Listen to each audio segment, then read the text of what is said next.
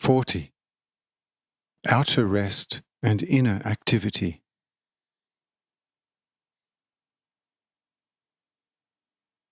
With that, Judas Iscariot stepped back, and I said to Helena, Uran, and Mathael, "Leave everything alone, since we have more important things to discuss.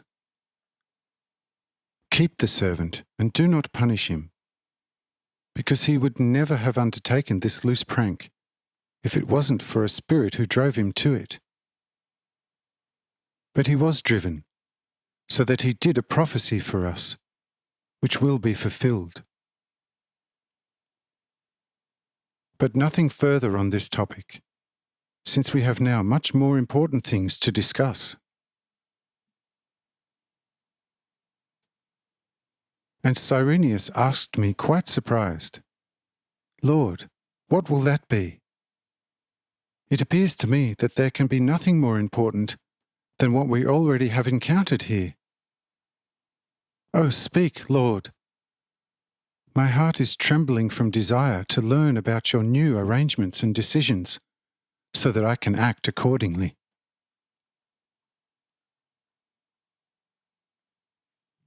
I said, "Just be a little patient, since everything must have its time to reach ripeness. Therefore, a little rest is now above all necessary. Thus rest with me a very short while." After that, all rested, and the matter between Judas Iscariot and the guard of the treasures of Uran, which bothered Uran and Mathael in any way very little, was settled. Both of them were discussing very important government matters with Cornelius and Faustus. Since Uran was very anxious, because he already began to think about it, to return to the people of whom he was the king, with this great discovery of truth, and make them happy as much as possible.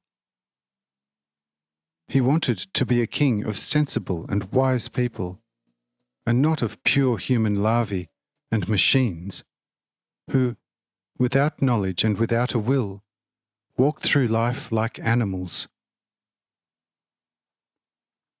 But Risa observed his 2 corpses and only thought about it. If they would become alive again by his pre-manipulation, which he copied, and finally by the power of my name. Others around me thought about it, what the very important matter could be, which I after the short rest will attend to. In short, although it looked as if all were resting externally, they were in their inner soul, in the highest degree active. Nobody knew where from and where to. Philippold, Muriel, and Kisjona stuck their heads together and deliberated feverishly about what was supposed to happen. Cyrenius and Ebal and Jara were also thinking a lot and could not find anything that still could be happening. It appeared to them that everything was already exhausted. Shabi and Jura, the 2 Persian delegated speakers, said to their colleagues, who pressed them strongly, "Stop it! It would mean to tempt the power of God in our hearts. What do we know? How we are constituted within? But if we do not know anything about ourselves, how should we know how God is constituted within, and what He will do? But this we know, that everything He will do will be most wise, and it will be aimed to our best advantage. No matter what will happen now, more or less spectacular as there was before, it should bother us only very little. We are, and will stay, merchants, and everything which is aimed to our best, we can use exceedingly well. In the end, we regard everything equally spectacular, valuable and important what is coming from Him, the only Lord of eternity, and the infinity of all his countless deeds and works.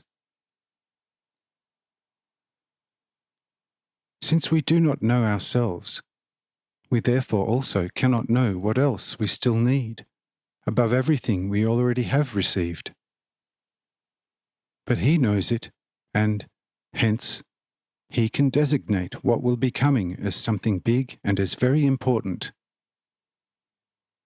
Because for the Lord of all order from eternity, it is impossible to start counting at 13 or 14, but always only at 1. And as such, he also knows pure and clear what we, according to sequential order, need for our inner life perfection. Therefore, we can wait in complete tranquility for what he still wants to undertake today.